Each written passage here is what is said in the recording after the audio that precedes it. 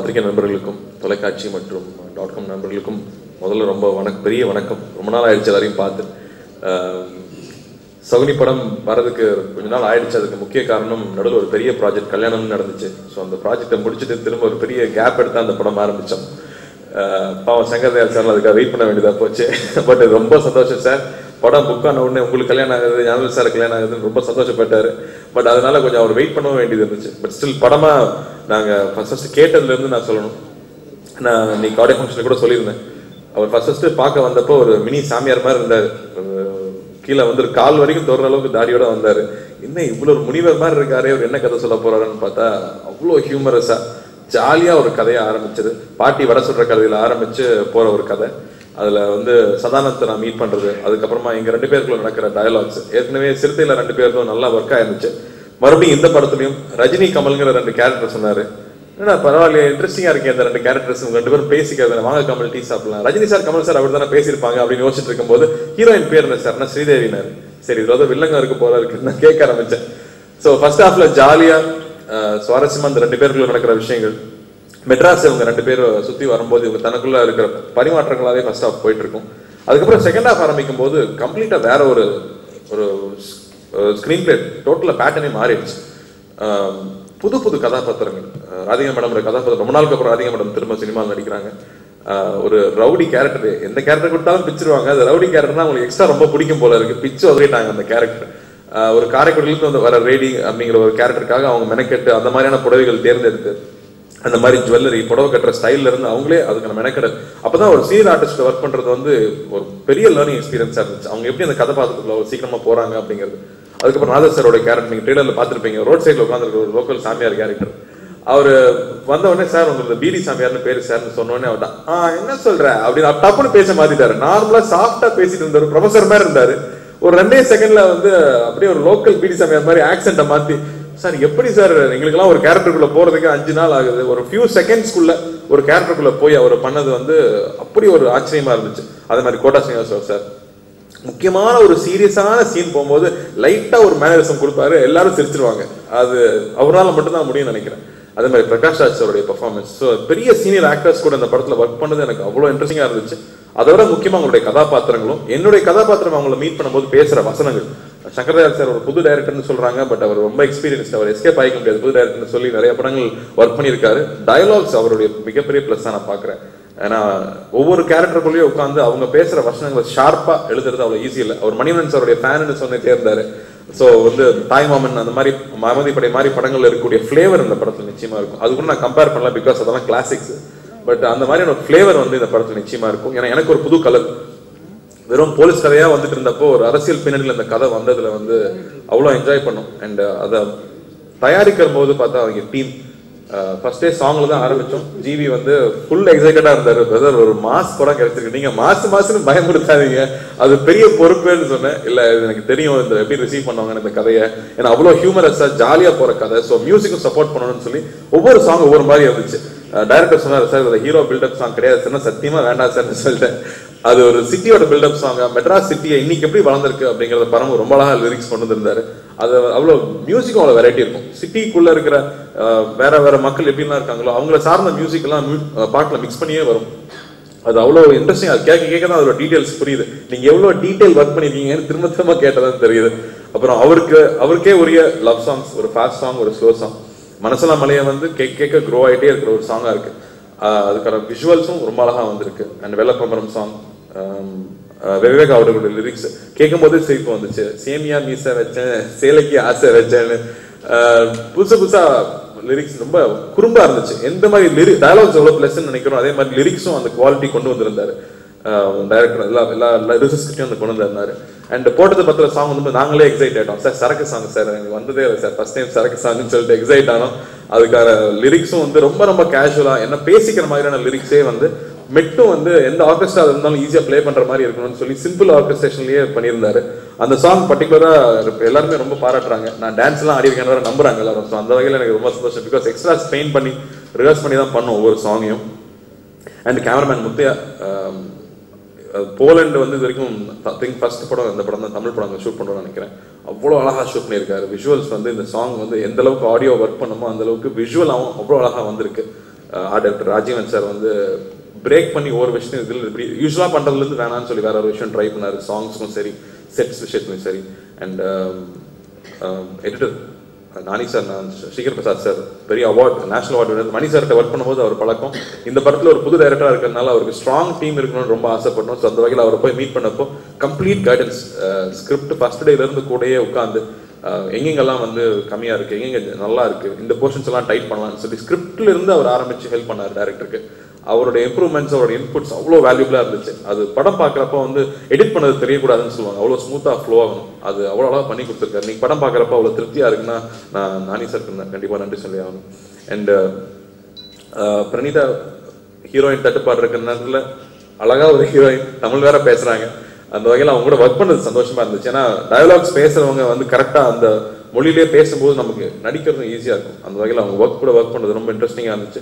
And அவங்க ரொம்ப இன்ட்ரெஸ்டடாக இருக்கிறதுனாலே வந்து போலண்ட் மாதிரி இடத்துலலாம் வந்து குளிர்துன்னு சொல்லி உள்ள உட்காந்துருந்தாங்கன்னா வேலை செஞ்சிருக்க முடியாது. எக்ஸ்ட்ரீம் -டிகிரிஸில் ஒர்க் பண்ண வேண்டியது இருந்துச்சு. அங்கே போய் நின்றுட்டு பாடுன்னு சொல்லுவாங்க, வாயே திறக்க முடியாது, அவ்வளோ மாட்டிக்கும். ஆனால் அந்த இடத்துல வந்து உங்களுக்கே தெரியும், ஹீரோயின்க்குலாம் ட்ரெஸ் எப்படி கொடுப்பாங்க, நம்மளாம் நல்லா கோட்லாம் போட்டு சேஃபாக இருப்போம். ஹீரோயின் கொஞ்சம் அழகா தெரியணுங்கிறதுக்காக ரொம்ப ஃப்ளோயி ட்ரெஸ்லாம் கொடுத்து நடுங்கிட்டாங்க. But still she did it. So அந்த வகையில் அவங்களோட இன்ட்ரெஸ்ட், டெடிகேஷன் நிச்சயமாக அப்ரிஷியேட் பண்ணணும். அண்ட் ப்ரொடியூசர்ஸ், அவங்களுக்கு இது ஃபர்ஸ்ட் படம், பட் ஸ்டுடியோகிரின்னு டிஸ்ட்ரிபியூட் பண்ணுறாங்க. அண்ட் வேந்தர் ஃபிலிம்ஸ் வாங்கியிருக்காங்க. இந்த படம் பெருசாக வந்திருக்கு, அதுக்கு ப்ரொடக்ஷன் டீம் ரொம்ப முக்கியம். ஏன்னா பொலிட்டிக்கல் ஃபிலிம்ங்கிறதுனால நிறைய பப்ளிக்லையும் நிறைய க்ரௌட்லையும் ஷூட் பண்ண வேண்டியது இருந்துச்சு. ப்ரொடக்ஷன் வேல்யூஸ் எந்த வகையிலையும் குறைஞ்சிடக்கூடாதுன்னு மேக்ஸிமம் சப்போர்ட் பண்ணியிருக்கோம். படம் நல்லா வந்திருக்கு, திருப்தியாக இருக்குது. இந்த படத்தில் ஒர்க் பண்ண எல்லா டெக்னீஷியன்ஸ்க்கும் நான் அந்த இடத்துல நன்றி சொல்லிக்கிறேன். அசிஸ்டன்ட் டைரக்டர்ஸ்லேருந்து எல்லாருக்கும் நன்றி சொல்லிக்கிறேன். இந்த படம் வந்து ஆக்ஷன் ஃபிலிம்னு நான் சொல்ல மாட்டேன், பட் இதில் ஒரு நல்ல ஃபைட் சீக்வன்ஸ் இருக்குது. ஆனால் அதுவுமே வந்து சட்டையர் படம், பொலிட்டிக்கல் சட்டையர்ங்கிறதுனால ரொமான்ஸும் சரி, ஆக்ஷனும் சரி, சட்டையராக ஹியூமராஸாக தான் வரும் இந்த படத்தில். அனலர்ஸ் மாஸ்டர் நல்லா பண்ணி கொடுத்தாரு. ராஜீவன் சாரோடைய ஒர்க் நான் எப்பவுமே என் கூடயே இருக்கிறவர். சாங்ஸ்லையும் சரி எல்லாத்தையும் பியூட்டிஃபுல்லாக பண்ணி கொடுத்தாரு.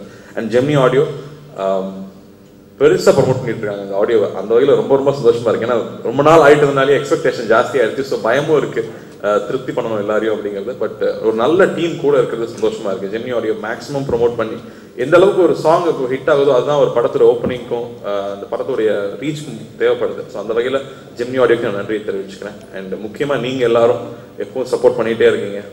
குத்தங்குறை இருந்தால் கரெக்டாக சுற்றி காமிச்சிட்டே இருக்கீங்க. ஸோ முடிஞ்ச அளவுக்கு கரெக்ட் பண்ணிக்க ட்ரை பண்ணிகிட்டே இருக்கேன். உங்க சப்போர்ட்டும் அன்பும் எப்பவும் தேவை. நன்றி.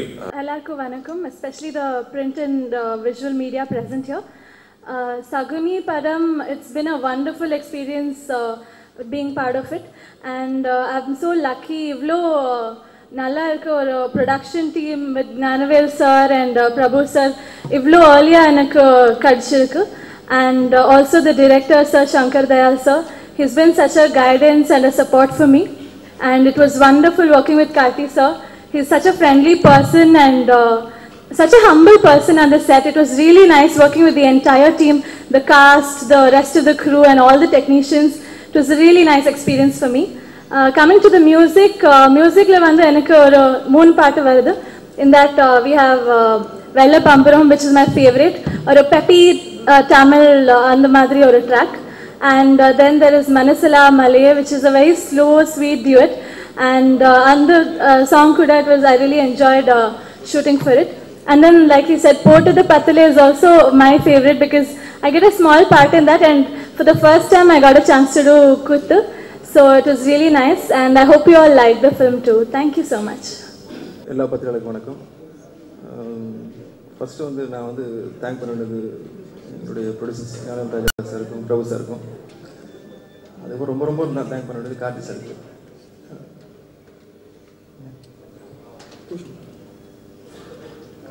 என்னென்னா ஒரு ஃபஸ்ட் டைம் ஒரு டெபியூட் எடுத்து கொடுத்துருக்குறாரு.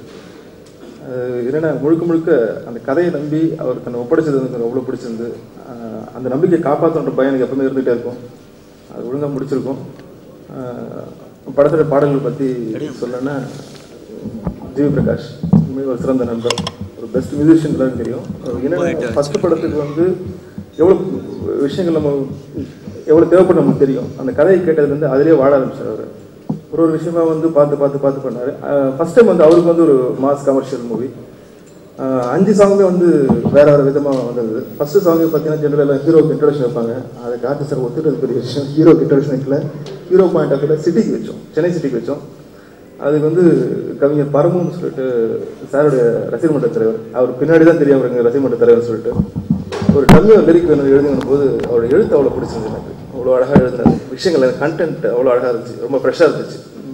ஸோ அது கொண்டு போய் ஜிவிட்டை காமிச்சோம். உடனே ஜிவி வந்து பிரதர் இது நல்லா இருக்கே, இதே டியூன் ஆகிக்கலான்னு சொல்லி சொன்னாங்க. ரொம்ப நல்லா வந்துச்சு அந்த சாங்கு. எனக்கு ரொம்ப பிடிச்ச சாங்கு அண்ணாமலை சார் எழுதின சாங்கு போட்டது 10 மாப்பிள்ள. ஒரு நாள் வந்து ஷூட்டிங் ஸ்பாட்டில் ரொம்ப ஹிட்டிக்காட்டு ஷூட்டிங் போயிட்டுருக்கு, டைட் ஷெடியூல் போயிட்டுருக்கு. அப்போ ஒரு வரி அவர் எழுதி காமிச்சு ரொம்ப பிடிச்சிருந்து. கண்ணில் ரம்மிச்சின்னு ஊத்துனா அத்தை பொண்ணு போதையை ஏற்றிக்கிட்டு ஆட போட்டாங்க. அந்த வர்ணனை ரொம்ப அழகாக இருந்துச்சு. அதை காற்று சட்டை காமிச்சேன் சார், ரொம்ப நல்லா இருக்கு சார்ண்ணே.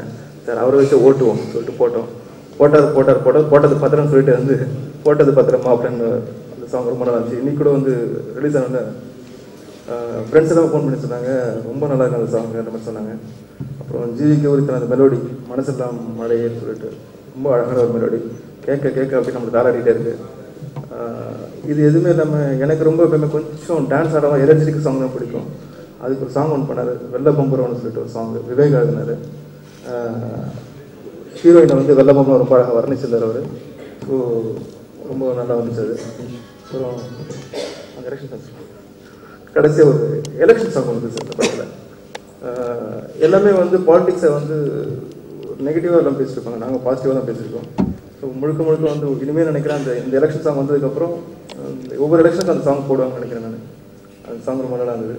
ஸோ இந்த நேரத்தில் இந்த இடத்துல நிற்க வைக்கிறதுக்கு காரணமான கார்த்தி சாருக்கும் ப்ரொடியூசர்ஸ்க்கும் என்னுடைய நண்பர்களுக்கும் தேங்க்ஸ்.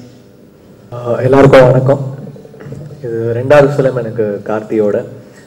இன்னைக்கு வந்து வேற ஒரு மாஸ் லெவலில் வந்து போய் ஆடியன்ஸை ரீச் பண்ணியிருக்காரு, ரொம்ப சந்தோஷம். ஆஸ் அ ஃப்ரெண்டாக ரொம்ப சந்தோஷம். அண்ட் இந்த ஆடியோ பார்த்தீங்கன்னா ரிலீஸ் ஆகி இன்னைக்கு தான் ரிலீஸ் ஆயிருக்கு. அதுக்குள்ளே வந்து 2.5 lakhs ரிங்டோன்ஸ் டவுன்லோட் ஆயிருக்கு. இன்னைக்கு ஒரு நாளில் ஒண்டி அந்த ஃபர்ஸ்ட் சாங் லான்ச் பண்ணோம் கந்தா காரவடை அப்படின்னு. அது இன்னைக்கு ஒண்டி 70,000 ரிங்டோன்ஸ் டவுன்லோட் ஆயிருக்கு. ஸோ அவ்வளோ எதிர்பார்ப்பு இருக்குது இந்த ஆடியோக்கு, இந்த காம்பினேஷனுக்கு. ஸோ இந்த வாய்ப்பு கொடுத்த கார்த்தி, ஞானவேல், பிரபு எல்லாருக்கும் நன்றி. அண்ட் இந்த ஆடியோ கண்டிப்பாக ராக் பண்ண போகுதுன்னு நினைக்கிறேன். ஆடுகளம்க்கு அப்புறம் எனக்கு இப்படி ஒரு ரெஸ்பான்ஸ் ஒரு ஆடியோக்கு கிடச்சிருக்கு. I think it's going to rock. And ஒரு ஃபர்ஸ்ட் டைம் டைரக்டர் பண்ணி அவங்கள கொண்டு போய் சேர்க்கணுன்றது ரொம்ப ஒரு முக்கியமான விஷயம். ஒரு கம்போசரா, ஒரு கம்பெனியா, ஒரு ஹீரோவா. ஏன்னா அவங்கள வந்து அவருடைய ஃபர்ஸ்ட் லான்ச் ரொம்ப நல்லா இருக்கும்ன்றனால நான் இன்னும் எக்ஸ்ட்ரா கேர் எடுத்திருக்கேன். ஸோ சங்கர் தயாளுக்கு வந்து நல்ல ஹியூமர் சென்ஸ் இருக்கு, அது ஸ்கிரிப்ட்ல அழகா இருக்கு. அதை வந்து சாங்ஸ்ல டிரான்ஸ்லேட் பண்ண ட்ரை பண்ணியிருக்கேன். அது அவருடைய அந்த ஹியூமர், அந்த டிஞ்சு, ஸோ அவருடைய ப்ளஸ் எல்லாம் வந்து சாங்ஸ்ல எடுத்துட்டு வரவும் ட்ரை பண்ணியிருக்கோம். Thanks to Shankar Dayal and thanks to all the press for your support. Music வந்து ரொம்ப அற்புதமாக அமைஞ்சிருக்கு. குறிப்பாக நான் எழுதின பாட்டு வந்து டைரக்டர் என்னை கூப்பிட்டு சொன்னார், இது வந்து இலக்கியமாக நீங்கள் எழுத வேண்டாம், பேச்சு வழக்கில் இருக்கணும். பொதுவாக பாரில் நீங்கள் போனீங்கன்னா அங்கே பேசுகிற வார்த்தைகள்லேருந்தே உங்களுக்கு இந்த பாட்டு கிடைக்கும் அப்படின்னு சொல்லி சொன்னார். ஆனால் நான் பாருக்கு போகலை. போட்டது 10 மாப்பிள்ளை இன்னொரு குவார்ட்டர் சொல்லுடா அப்படின்னு தொடங்கினேன். சின்னதாக ஜாலியான லைஃப்பையும் ஒரு ஆள் குடித்தா என்ன தோணும் அப்படிங்கிறத பற்றி அந்த பாட்டு சொல்லும்.